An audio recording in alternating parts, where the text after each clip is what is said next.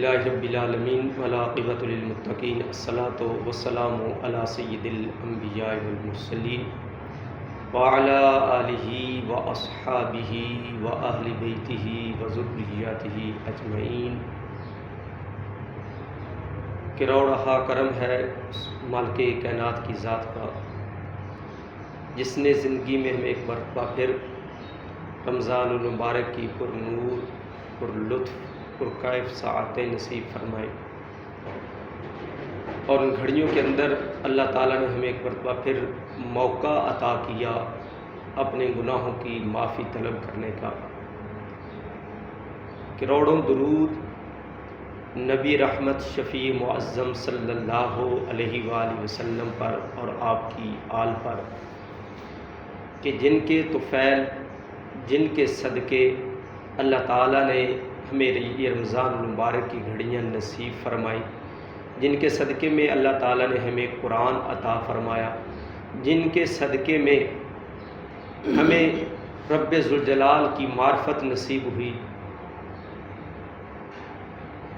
تو آج آقا علیہ الصلوۃ والسلام کے نالین پاک کا صدقہ ایک مرتبہ پھر ہم صدائے رمضان ٹرانسمیشن میں حاضر ہیں۔ اللہ تعالیٰ ہم سب کا حاضر ہونا اپنی بارگاہ کے اندر قبول فرمائے، اور اس پروگرام کا مقصد اور مدعا صرف رب ذوالجلال کی رضا اور اصلاح امت ہے، لوگوں کی اصلاح کرنا ہے، تاکہ اس پروگرام کے ذریعے ہم دین کا جو پیغام ہے وہ لوگوں تک پہنچا سکیں۔ اور ہماری کوشش ہوتی ہے اس پروگرام کے اندر مختلف ٹاپک پر گفتگو کرے، اور خصوصی طور پر جو ہمارے معاشرے کو مسائل درپیش ہیں اور جن سے ہم اکثر غفلت برتتے ہیں ان پر جو ہے وہ گفتگو کی جائے۔ تو ناظرین کرام، آج میرے ساتھ عظیم مذہبی سکالر حضرت علامہ مولانا محمد شفیق نقشبندی صاحب وہ تشریف فرما ہے۔ میں ان کو پروگرام کے اندر خوش آمدید کہتا ہوں، اور آج کا جو ہمارا ٹاپک ہے وہ ہمارا ہے خرید و فروخت کے بارے میں، جو ہم تجارت کرتے ہیں اس کے بارے میں۔ تو آج کے اس ٹاپک کے اندر جیسے میں نے ذکر کیا کہ خرید و فروخت، اسلام جہاں ہمیں نماز کا حکم دیتا ہے، زکوٰۃ دینے کا حکم دیتا ہے، جہاں ہمیں حج کا حکم دیا جا رہا ہے، روزے رکھنے کا حکم دیا جا رہا ہے، وہاں پر اسلام یہ بھی ہمیں درس دیتا ہے کہ تمہارے معاملات حیات کیسے ہونے چاہیے، اور خصوصی طور پر ہماری جو تجارت ہے یہ چند اصولوں پر مبنی ہے۔ ایسے نہیں ہے کہ جس انداز کے ساتھ انسان چاہے، جو چاہے بندہ وہ تجارت کرنا شروع کر دے، جو چاہے اس کی خرید و فروخت شروع کر دے، بلکہ اس کے لیے شریعت نے باقاعدہ ضوابط طے کیے، قانون بنائے ہیں، اصول بنائے ہیں۔ اگر اس کے مطابق ہم تجارت کر رہے ہیں تو یہ تجارت ہمارے لیے اس سے ہم رزق حلال کما رہے ہیں، اور بعض اوقات ہم خرید و فروخت کے اندر ایسے معاملات کر دیتے ہیں، بظاہر نفع ہمیں زیادہ مل گیا ہے، ہماری تجارت کو عروج مل گیا ہے، لیکن حقیقت یہ ہے کہ وہ چیزیں ہمارے لیے جو حلال تھی وہ اب حرام کے زمرے میں جا رہی ہیں۔ سیدنا عمر فاروق رضی اللہ تعالیٰ عنہ آپ تجارت بازاروں کے اندر گشت کرتے تھے اور دیکھتے تھے، لوگوں سے پوچھتے تھے، جو لوگ دکانوں والے تھے، شاپ والے تھے، ان سے تجارت کے مسائل پوچھتے تھے، اور جس کو مسائل نہیں آتے تھے اس کو سزائیں ملتی تھی۔ اور آج ہمارے بازاروں کے اندر چلے جائیں، آج ہماری منڈیوں کے اندر چلے جائیں، آج جو کاروبار لوگ کریں ان کے پاس چلے جائیں، تو اکثریت ہماری وہ ہے کہ جن کو شریعت کے مطابق تجارت کرنے کا علم ہی نہیں ہے۔ ہم نے صرف نماز کو اسلام سمجھ لیا، ہم نے صرف روزہ رکھنے کو اسلام سمجھ لیا، ہم نے صرف حج کرنے کو اسلام سمجھ لیا، ہم نے کہا کہ میں نے حج کر لیا، میں پورا اسلام کے اندر داخل ہو گیا ہوں، نماز پڑھ لی ہے، میں پورا اسلام کے اندر داخل ہو گیا ہوں۔ نہیں دوستان ذی وقار، ناظرین کرام، صرف اسلام ان چیزوں کا نام نہیں ہے، اسلام ایک مکمل ضابطہ حیات ہے۔ اسلام چھوٹی سی چھوٹی چیز کی طرف بھی رہنمائی فرماتا ہے، اور اسلام بڑی سی بڑی چیز کی طرف ماننے والوں کی رہنمائی کرتا ہے۔ اسلام ہمیں بتاتا ہے کہ تم نے لین دین کس طرح کرنا ہے، تم نے تجارت کس طرح کرنی ہے، تم نے خرید و فروخت کس طرح کرنی ہے، تم بازار کے اندر ہو، دکاندار ہو، تو تم نے اپنے جو لین دین کرنا ہے وہ کس طرح کرنا ہے۔ تو اسلام ہمیں اس طرف ہماری رہنمائی کرتا ہے۔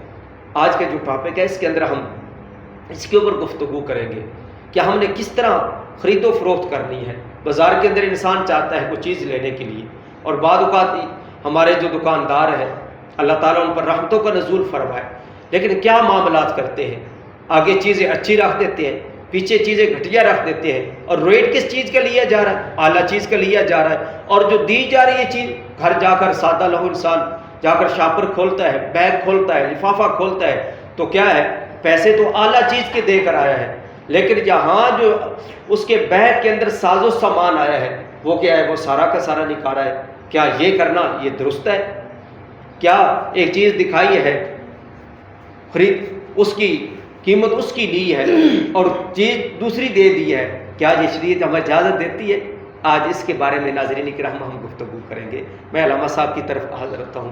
علامہ صاحب اس کے بارے میں ہمیں ارشاد فرمائے کہ ہم اکثر بازار کے اندر جاتے ہیں، گھر کی چیزیں خریدتے ہیں، اور چیزوں کے جیسے میں نے ذکر کیا کہ دکاندار آگے اچھی چیزیں رکھتا ہے، پیچھے جو ہے وہ گھٹیا چیزیں رکھتا ہے، اور چیز کے پیسے کس کے لے رہا ہے؟ وہ اعلیٰ چیز کے لے رہا ہے، اور چیز کون سی دے رہا ہے؟ وہ گھٹیا دے رہا ہے۔ اور جب گھر ہم جا کر دیکھتے ہیں تو کیا معاملہ ہوتا ہے، اس میں سے اکثر چیزیں جو ہے، فروٹ اگر لے لے، سبزی لے لے، وہ خراب نکلتی ہیں۔ تو اس کے بارے میں شریعت ہماری کیا رہنمائی کرتی ہے؟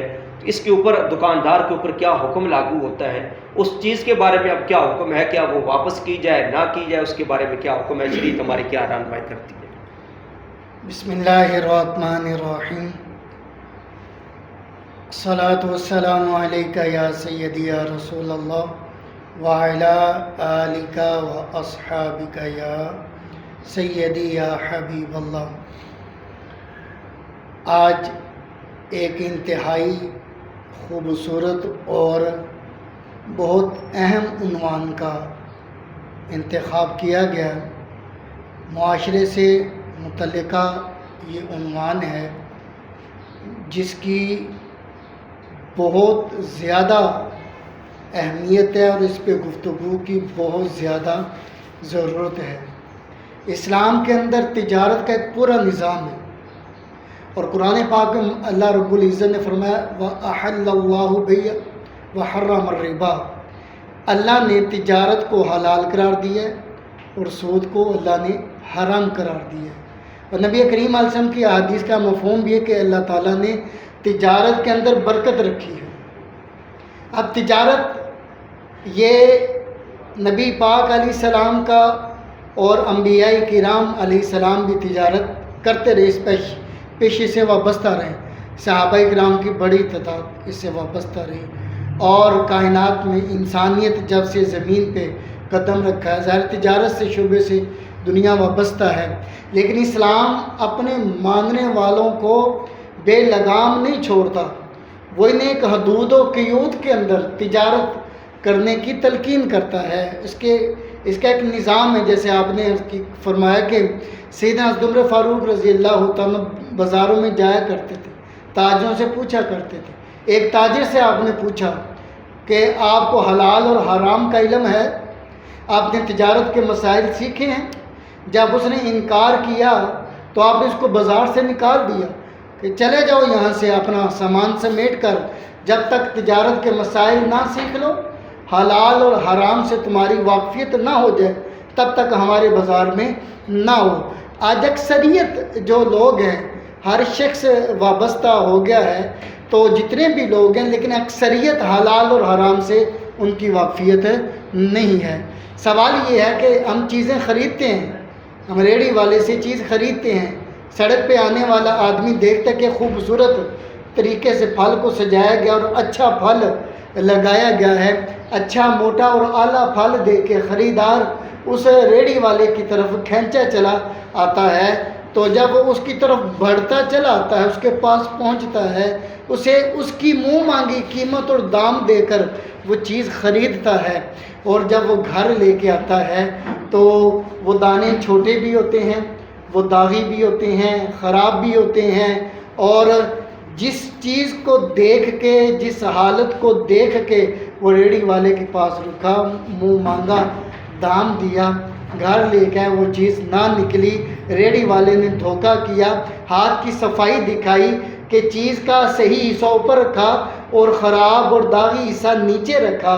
گھر لے کے آیا شخص اور اسے یہ جب دیکھا تو اسے انتہائی افسوس اور غم ہوا کہ بازار والے نے، ریڑھی والے نے، چھابڑی والے نے اس کے ساتھ کیا دھوکہ کیا. اس چھابڑی والے کے لیے، اس ریڑھی والے کے لیے، اس دکاندار کے لیے اللہ کے رسول کا کیا پیغام ہے. حضرت واصلہ رضی اللہ تعالی عنہ بیان کرتے ہیں، رحمت عالم صلی اللہ علیہ وآلہ وسلم نے فرمایا، جس نے کسی عیب دار چیز کو بلا عیب ظاہر کیے فروخت کر دیا، وہ ہمیشہ اللہ پاک کے غضب میں مبتلا رہے گا اور اللہ کا فرشتہ اس بندے پہ لعنت کرتا رہے گا. دوسری حدیث حضرت عقبہ ابن عامر رضی اللہ تعالیٰ عنہ فرماتے ہیں کہ مصطفیٰ کریم علیہ السلام کا فرمان عالی شان ہے، کسی مرد مومن کے لیے، کسی مرد مومن کے لیے حلال نہیں کہ وہ بلا عیب بتائے بغیر اپنے بھائی کو کوئی چیز بیچ دے. فرمایا جو دھوکہ دے اس کا ہمارے ساتھ کوئی تعلق نہیں. حضور نے اسے اپنے سے خارج کر دیا. یہ ریڑھیوں والے، چھابڑیوں والے، دکاندار اور ملاوٹ کا ایک پورا جہان آباد ہے، ایک مافیا ہے جو بازاروں میں اور سڑکوں پہ یہ طوفان مچا ہوا ہے اور لوگوں کے ساتھ یہ جو دھوکہ دہی کا یہ معاملات کیا جا رہا ہے. جناب حضرت امام اعظم ابو حنیفہ، آپ کپڑے کے تاجر تھے جی. آپ کی دکان پر ایک تھان تھا ایسا کہ جو تھوڑا سا داغی کپڑا تھا، کمزور تھا، تو آپ نے سائڈ پہ رکھا ہوا تھا. تو آپ کہیں کسی کام کے لیے باہر چلے گئے تو پیچھے سے وہ جو آپ کا ساتھ کام کرنے والا لڑکا تھا اس نے وہ تھان فروخت کر دی. جب آپ آئے تو آپ نے دیکھا کہ وہ تھان موجود نہیں. آپ نے اس لڑکے سے پوچھا وہ تھان کدھر ہے؟ اس نے کہا جی میں نے تو بیچ دیا. آپ نے فرمایا کہ اس کے اندر ٹک تھا، عیب تھا، کیا تم نے وہ بتایا خریدنے والے کو؟ اس نے کہا میں نے نہیں بتایا کہ اس کپڑے کے اندر ٹک ہے یا اس کے اندر تھوڑی سی کمزوری ہے، کپڑا کمزور ہے، میں نے نہیں بتایا، اس کا عیب میں نے نہیں بتایا. سیدنا حضرت امام اعظم ابو حنیفہ رضی اللہ تعالیٰ عنہ اپنے اس شاگرد سے، اس لڑکے سے ناراض ہوئے اور اس تھان کی جتنی قیمت وصول کی تھی آپ نے ساری غرباء فقراء میں تقسیم کر دی. یہ ہے خوف خدا، یہ ہے تجارت جو ہمارے اکابرین نے کی ہے.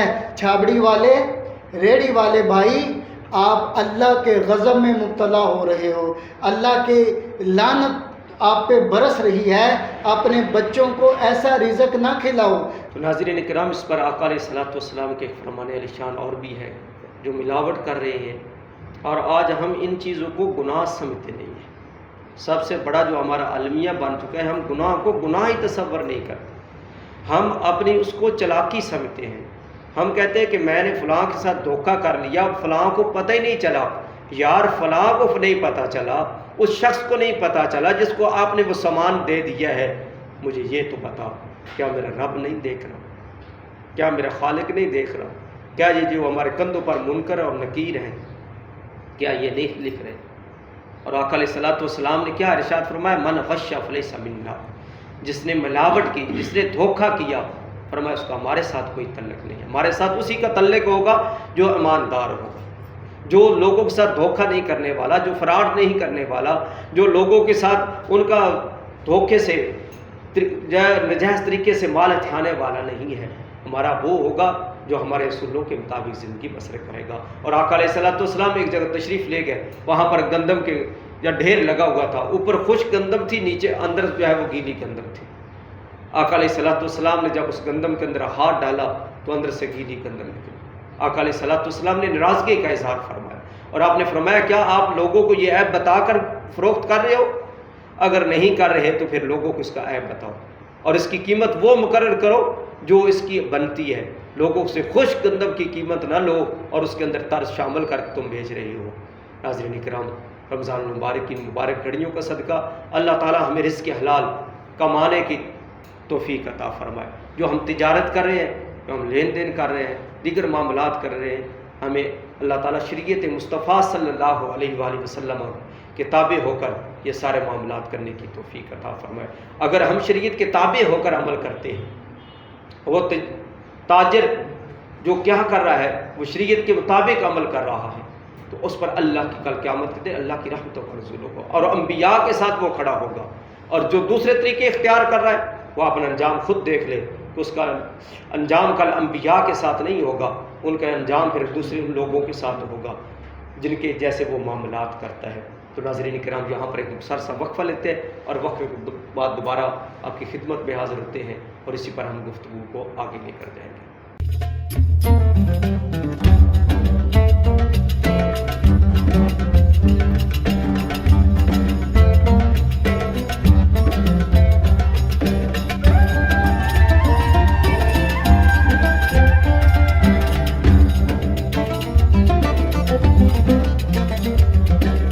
ناظرین کرام، میں ایک مرتبہ پھر آپ کو صدائے رمضان میں خوش آمدید کہتا ہوں۔ ہمارا سلسلہ چل رہا ہے تجارت کے مسائل کے بارے میں۔ تو پہلے وہ ذکر کیا کہ جو چیزیں خراب دکاندار دیتے ہیں ان کا انجام کیا ہے، ان کے بارے میں اللہ اور اللہ کے رسول کا کیا حکم ہے۔ ایک اور ہمارے معاشرے کے اندر یہ آج کل طریقے چل رہی ہیں کہ جب بھی کوئی ہم مکان کرائے پر لینا چاہتے ہیں، دکان کرائے پر لینا چاہتے ہیں، تو اس کو بطور پگڑی یا زر بیانہ بولا جاتا ہے، وہ لی جاتی ہے۔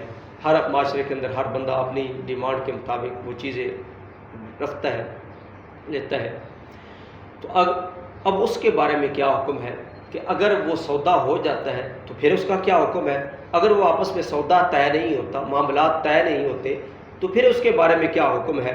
شریعت ہماری کیا رہنمائی کرتی ہے؟ کیا سودا نہیں طے ہوگا تو واپس کرنی چاہیے؟ اگر طے ہو گیا تو پھر اس کے معاملات کیا ہیں؟ اور پھر جب آخرت کے اندر جب وہ دکاندار دکان کو چھوڑ کر جانا چاہتا ہے تو کیا اسے وہ دوبارہ رقم ملے گی نہیں ملے گی؟ اس کے بارے میں ہماری شریعت کیا رہنمائی کرتی ہے؟ ایسا اس کے بارے میں بیان فرمائیں۔ یہ بھی ہمارے معاشرے کا ایک سلگتا ہوا یہ ایک پہلو ہے، یہ ایک مسئلہ ہے جس کے حوالے سے ہمیں غور کرنے کی ضرورت ہے۔ ہمارے لوگ خاص کر پراپرٹی ڈیلر کے جو لوگ ہیں، پراپرٹی کے شعبہ سے جو وابستہ ہیں، انہیں خاص کر اس طرف خصوصی توجہ کرنے کی ضرورت ہے۔ یعنی ایک سودا دو آدمیوں کے درمیان طے پاتا ہے، فریقین ایک سودے پہ راضی ہو جاتے ہیں۔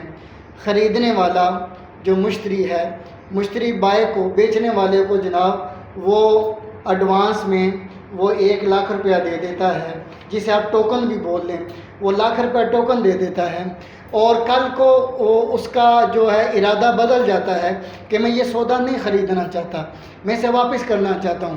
اب ہمارے ہاں کیا ہے، دو طرح کی چیزیں پائی جاتی ہیں، یا تو وہ 1,00,000 کے ساتھ 1,00,000 اسے اور بھی لے گا، اس سے سودا کینسل ہو رہا ہے، یا اس نے جو 1,00,000 ٹوکن دیا ہوا ہے وہ اس کا مطلب کہ اب اس کو واپس نہیں کیا جائے گا، یعنی مارا گیا اس کا وہ 1,00,000 روپیہ ضائع چلا گیا۔ یہ جو بندہ جس نے سودا کینسل کر رہا ہے، اب اس کو یہ 1,00,000 روپیہ، یہ جو پگڑی ہے، یہ جو ٹوکن ہے، یہ ایڈوانس ہے، ہمارے ہاں یہ واپس نہیں کیا جاتا۔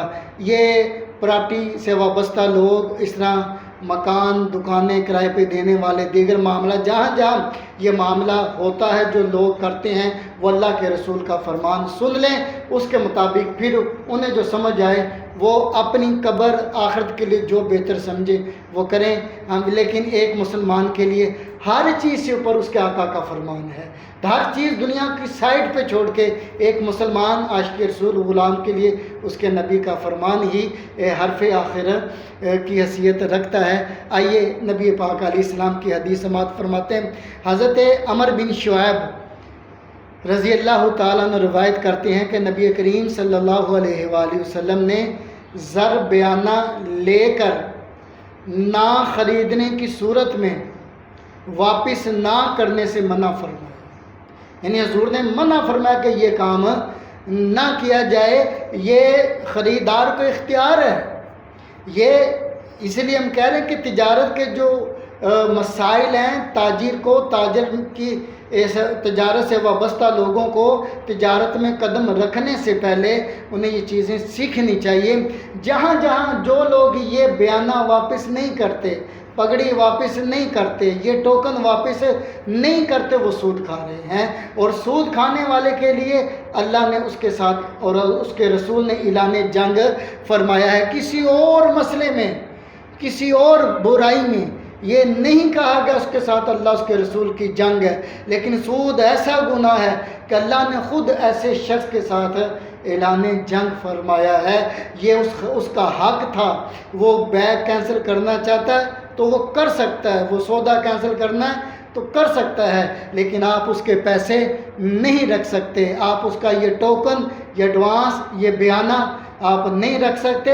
آپ رکھیں گے تو آپ نے ظلم کیا، آپ نے غضب کیا، اور آپ نے حرام کمایا، آپ نے سود کھایا، اور آپ اللہ کی بارگاہ میں اس پہ جواب دہ ہیں۔ اور یہ بیہودہ اور یہ گندی عادت ہمارے معاشرے میں سرطان کی طرح سرایت کیے ہوئی ہے۔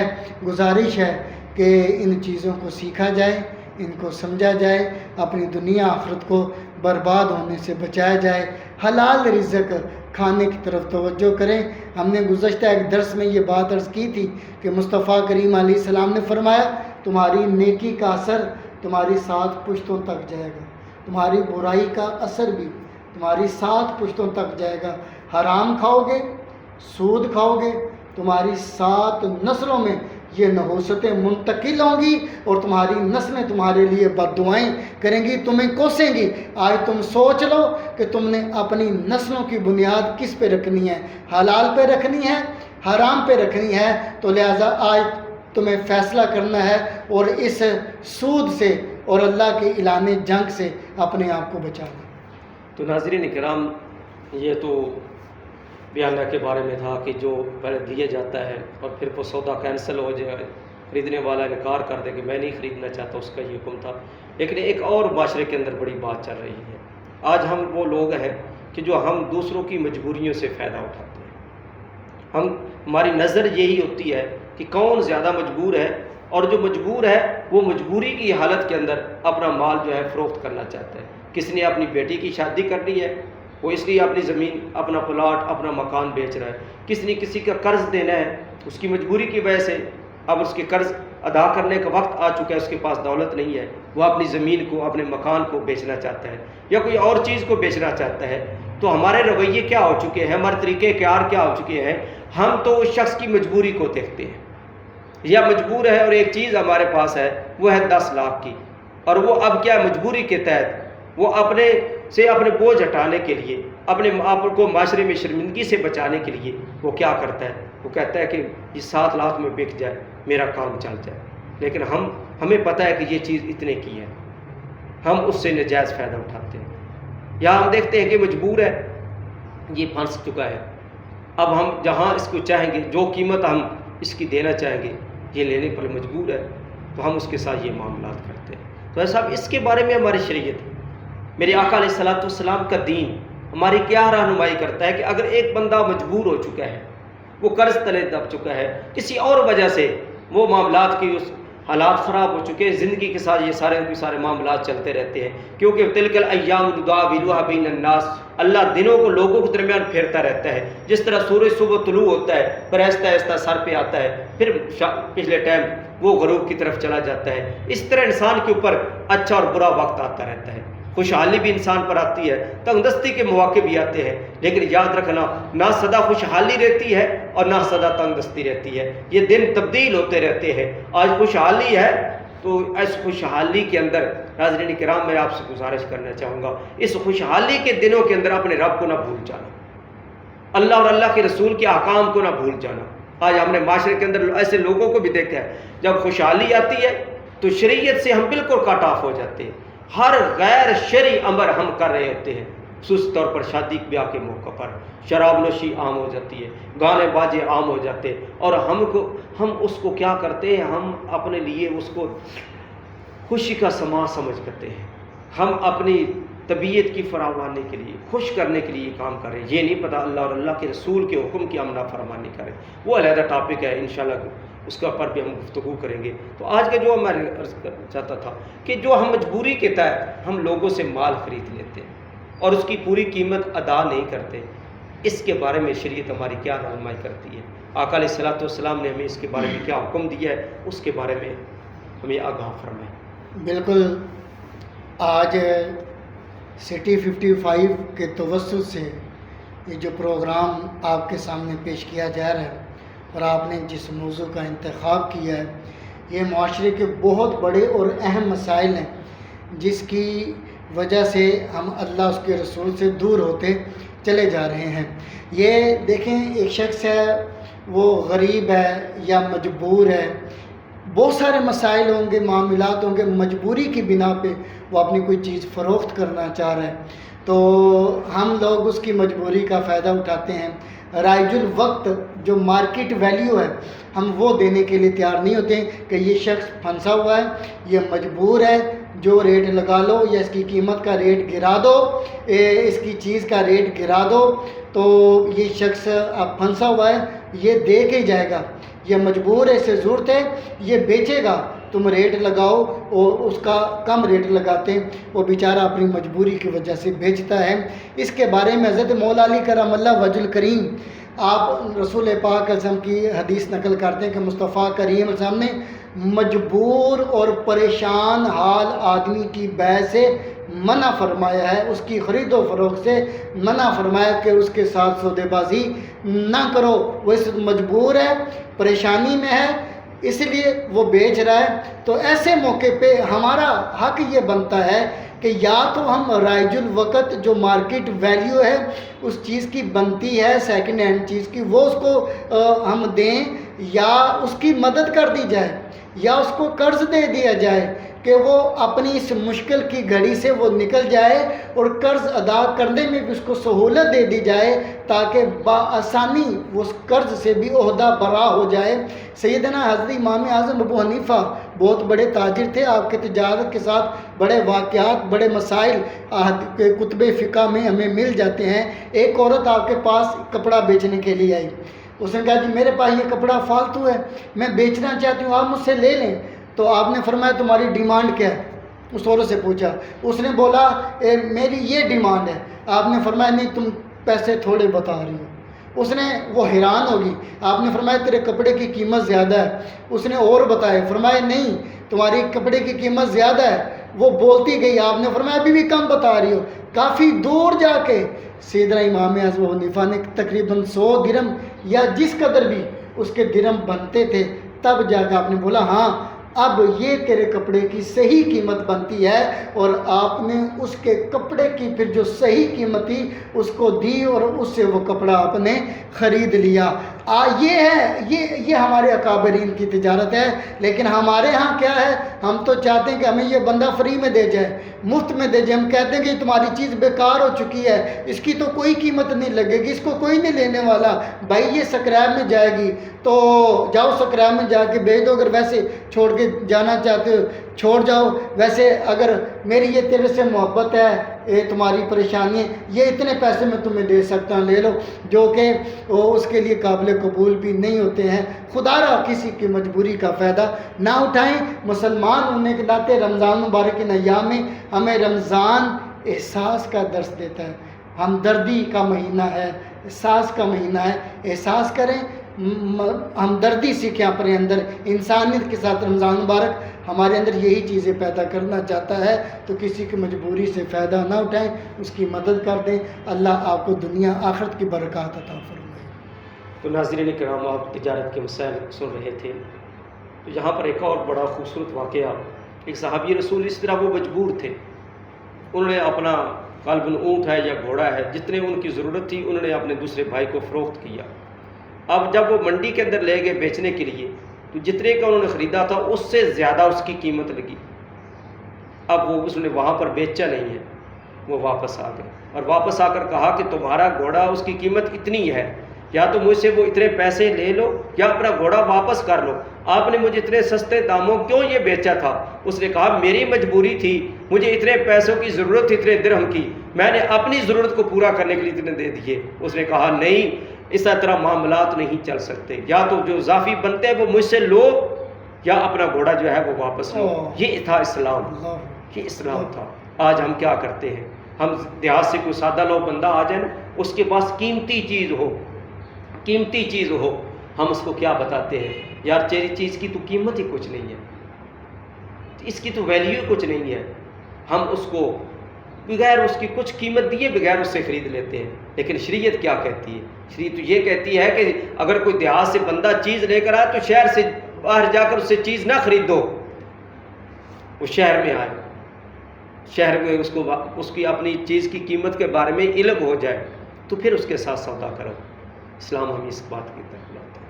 آج ہم دھوکہ دہی کے اندر مشغول ہو چکے ہیں۔ حضرت صاحب آپ دیکھیں، آپ جتنے بھی اللہ ماشاء اللہ، میں سب کی بات نہیں کر رہا ہوں، آج ہمارے جتنے بھی یہ لوگ بڑے جن کو ہم لوگ شمار کرتے ہیں، آپ ان کی بیک گراؤنڈ جا کر دیکھ لیں، ان کے پیچھے دیکھیں، چند سوائے چند لوگوں کو جنہوں نے حلال کا رزق کما کر اس مقام پر پہنچے ہیں، اکثریت وہ لوگ ہیں جنہوں نے مجبوروں کا مال خریدا، جنہوں نے پریشان حالوں سے مال سستے داموں خریدا اور خرید کر جو ہے آگے بیچ کر آج وہ کروڑ پتی بن چکے ہیں۔ اب دیکھیں، لوگوں سرچ کریں، اب معاشرے کے اندر دیکھیں، دھوکے کیے لوگوں نے، فراڈ کیے لوگوں نے، تب جا کر اس مقام پر پہنچ گئے، اور آج وہ حاجی بھی بن چکے ہیں، آج وہ نمازی بھی بن چکے ہیں، لیکن اپنے اس کے بارے میں فکر ہی نہیں ہے۔ آج یہاں پر ایک اور بڑا گفتگو کو سمیٹنے کی طرف جا رہے ہیں، ایک اور سوال ایسا میرے ذہن کے اندر آیا ہے کہ آج لوگ کیا کرتے ہیں کہ یہ عمومی طور پر نشئی چوری کرتے ہیں، دیگر لوگ جو ہے وہ چوری کرتے ہیں مال، اور مال چوری کر کے ایک چیز کی ویلیو جو ہے جو پیچھے ہمارا ٹرافک چل رہا ہے اس کے مطابق ہی تقریباً ہے، اس چیز کی بازار کے اندر قیمت ہے مثلا 5,000 ہے، 10,000 ہے، جو بھی چیز ہے، لیکن جس نے چوری کی ہے اس نے تو اس کے اوپر کوئی قیمت صرف نہیں کی، وہ کیا کرتا ہے سستے داموں بیچ جاتا ہے، اور دکاندار کو پتہ ہے جو اس چیز کی اگر اس کو جتنا بھی سستا کر کے بیچا جائے اتنی اس کی قیمت نہیں بنتی، اس کو پتہ چل گیا کہ یہ مال چوری کا ہے، یہ اس نے حلال طریقے سے نہیں کمایا، پھر بھی دکاندار اس کو سے خرید لیتے ہیں کیونکہ وہ کہتے ہیں کہ اس سے ہمیں زیادہ نفع حاصل ہوگا۔ تو اس کے بارے میں ہماری شریعت کیا رہنمائی کرتی ہے؟ یہ جو سوال آپ نے ماشاءاللہ کیا ہے، یہ انہی مسائل کے سلسلے کی کڑی ہے جو ابھی ہم بیان کر رہے ہیں کہ ہمارے معاشرے کے اندر یہ کس قسم کے معاملات چل رہے ہیں، جس کی وجہ سے ہم اللہ اس کے رسول کی ناراضگی اور پورا معاشرے پہ لعنت کے نزول ہونے کا یہ چیزیں سبب بن رہی ہیں۔ یہ چوری کا جو مال ہے، کوئی نشے میں مبتلا شخص اپنے نشے کو پورا کرنے کے لیے وہ مسجد کی ٹوٹیاں اتار لیتا ہے، کسی کے گھر کی چوری کر لیتا ہے، کہیں سے کوئی بھی چیز وہ چرا لیتا ہے اور جا کے باہر کباڑیے کو بیچ دیتا ہے، یا اور مختلف چیزیں اس سے متعلقہ دکانداروں کو جا کے بیچتا ہے، تو سیدنا حضرت ابو ہریرہ رضی اللہ عنہ فرماتے ہیں کہ نبی کریم صلی اللہ علیہ وآلہ وسلم نے فرمایا کہ جو شخص چوری کا مال خریدے اور اسے معلوم بھی ہو کہ یہ مال چوری کا ہے، تو فرمایا تو وہ شخص جو خریدنے والا ہے وہ اس چور کی برائی اور گناہ میں پورا برابر کا شریک ہوگا۔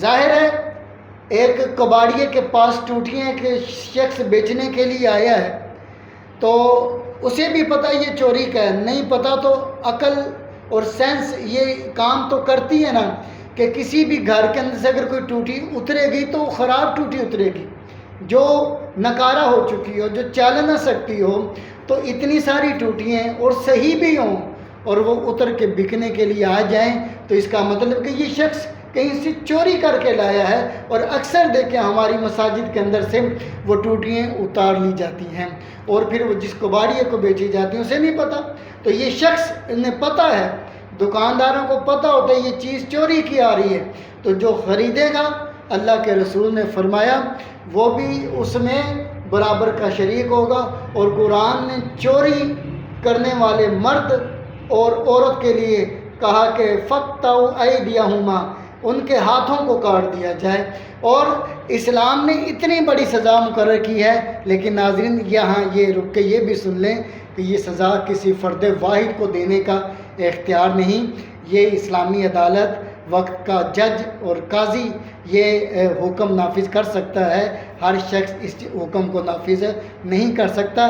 بہرحال قرآن نے چوری کرنے والا مرد ہو یا عورت ہو اس کی سزا مقرر کی ہے، لہٰذا نبی پاک علیہ السلام نے فرمایا خریدنے والا بھی اسی طرح اس کے چوری کے گناہ میں برابر کا شریک ہوگا. اس لیے حلال رزق کی طرف بڑھیں, حلال رزق کھائیں, اپنی نسلوں کی پرورش حلال رزق پہ کریں. اس لیے کہ حدیث کے اندر ہے, اس کا مفہوم ہے کہ حرام کا ایک لقمہ جب حلق سے نیچے جاتا ہے تو 40 دن تک بندے کی نہ کوئی دعا قبول ہوتی ہے, نہ اس کی عبادت قبول ہوتی ہے. عبادتوں کا نور اللہ چھین لیتا ہے. ابھی عزت صاحب جیسے کہہ رہے تھے, پھر یہی حرام کا مال کما کے مجبوروں سے ان کے مال کی تھوڑی قیمت دے کے مال خرید کے اس پہ ہزاروں زیادہ نفع کما کے پھر ہم حج کرنے چلے جاتے ہیں, اسی مال سے عمرہ کرنے چلے جاتے ہیں. حاجی اور معتمر ہم کہلاتے ہیں اور جناب سمجھتے ہیں اپنے گمان میں کہ ہم بہت بڑے حاجی ہو گئے, نیک ہو گئے اور ہم گناہوں سے پاک ہو گئے. قطعاً نہیں. بہت سارے لوگ ہیں جن کی نماز ان کے منہ پہ مار دی جاتی ہیں, لاکھوں روپیہ لگا کے جاتے ہیں, لیکن ان کا حج اور عمرہ قبول نہیں ہوتا. حدیث پاک میں سوائے یہ سفر کی صحبت کے اور کچھ نہیں ہوتا. اللہ تعالیٰ ہمیں حلال کمانے کی توفیق عطا فرمائے. تو ایسا میں گفتگو کو سمیٹنا چاہتا ہوں, لیکن ایک بات اور میرے ذہن کے اندر, ایک دوست میرے تھے, اس سے بات چل رہی تھی. انہوں نے ایک دکاندار سے, اور وہ کہہ رہے تھے کہ وہ دکاندار ماشاءاللہ حاجی صاحب بھی ہیں, تسبیح بھی دکان پر بیٹھے ہیں, ہاتھ میں ہے, چہرے پر سنت رسول صلی اللہ علیہ وسلم بھی سجائی ہوئی ہے. کہتے ہیں کہ میں نے اس کے ساتھ سودا ایک چیز کا کیا, نقد پیمنٹ کی جا رہی ہے. پہلی دفعہ جب سامان آیا تو اصل آیا, لیکن جب دوسری مرتبہ آیا, تیسری مرتبہ آیا, پھر 1 نمبر چیز نہیں آئی ہے تو 2 نمبر چیزیں آئی ہے, 3 نمبر چیز آئی ہے. یہ ہماری ہے تجارت. وہ کیا ہماری نمازیں ہمارے کس کام آئے گی؟ چہرے پر سنت مصطفیٰ سجا کر اپنے نبی کے پر اپنی تہمت لگانا چاہتا ہے کہ جب بھی کوئی بات کرے گا یہی کرے گا کہ چہرے پر تو نے سنت مصطفیٰ سجائی, اور کام کیا کر رہا ہے؟ ذرا تصور کر, ذرا سوچ کر. اور یہ جس اولاد کے لیے آج کام یہ کر رہے ہیں, ہو سکتا ہے کل تیرا اور میرا جنازہ بھی نہ پڑے, وہ دعا کے لیے ہاتھ بھی نہ اٹھائے, بلکہ وہ پیچھے سے گالیاں دے رہا ہو کہ ہمارے باپ نے ہمیں حرام رزق کمایا تھا, کھلایا تھا, اگر حلال کماتا تو آج ہم اس کے لیے دعا بھی مانگتے. اور یہ بھی معاشرے کے اندر دیکھا گیا, جنہوں نے حلال نہیں کمایا, حرام سے محلات تعمیر کر لی, یہ گاڑیاں لے لی, جنازہ گھر میں پڑا ہوتا ہے, اولادیں دست و گربان ہوتی ہیں اس وراثت کو تقسیم کرنے کے لیے. انہیں باپ کی کوئی فکر نہیں ہے کہ ہمارا باپ اس دنیا سے چلا گیا ہے, اس کا سایہ ہمارے سر سے اٹھ گیا ہے. ایک باپ بہت بڑی نعمت ہے, باپ کی میت گھر میں پڑی ہے اور بیٹے اور بیٹیاں آپس میں دست گربان ہیں کہ یہ مجھے ملنا چاہیے. یہ بڑے گا حلال کا کمایا ہوتا, حلال کھلایا ہوتا ہے, حلال کھلا کر ان کی تربیت کی ہوتی, ان کو دولت کی فکر نہ ہوتی, ان کو صرف اپنے باپ کے سر سے سایہ اٹھنے کی فکر ہوتی کہ آج ہمارے باپ کا ہمارے سر سے سایہ اٹھ گیا ہے, ہمارا کیا بنے گا, ہمارے لیے دعا کون کرے گا, ہماری رہنمائی کون کرے گا, ہمیں نصیحتیں کون کرے گا. یہ نہیں کیا.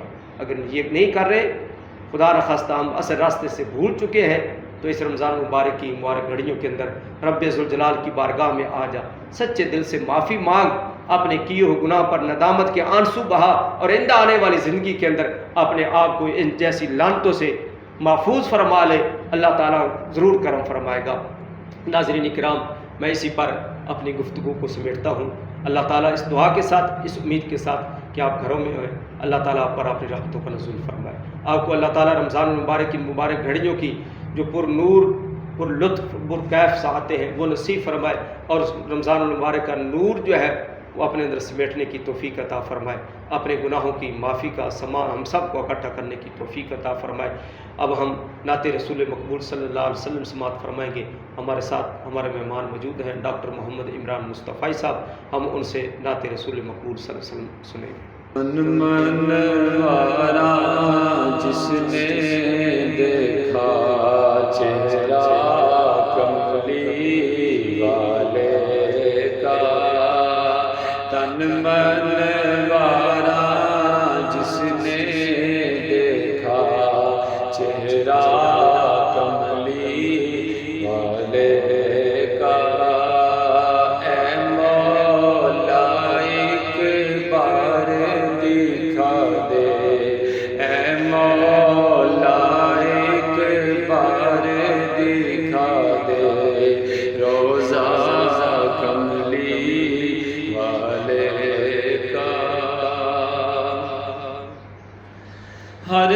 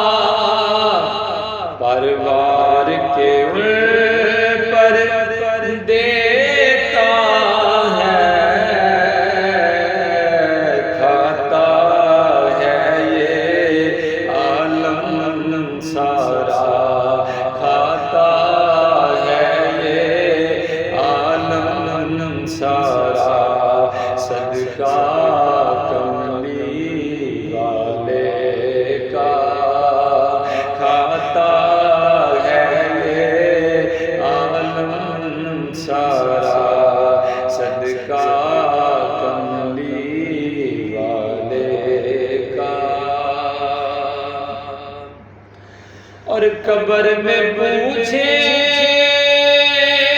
گے کہ فرشتے اپنا تعارف پیش کرو، قبر میں پوچھیں گے کہ فرشتے اپنا تعارف پیش کرو، کہہ دوں گا کہ میں تو بس، کہہ دوں گا کہ میں تو بس منگتا کملی والے کا، کہہ دوں گا کہ میں تو بس منگتا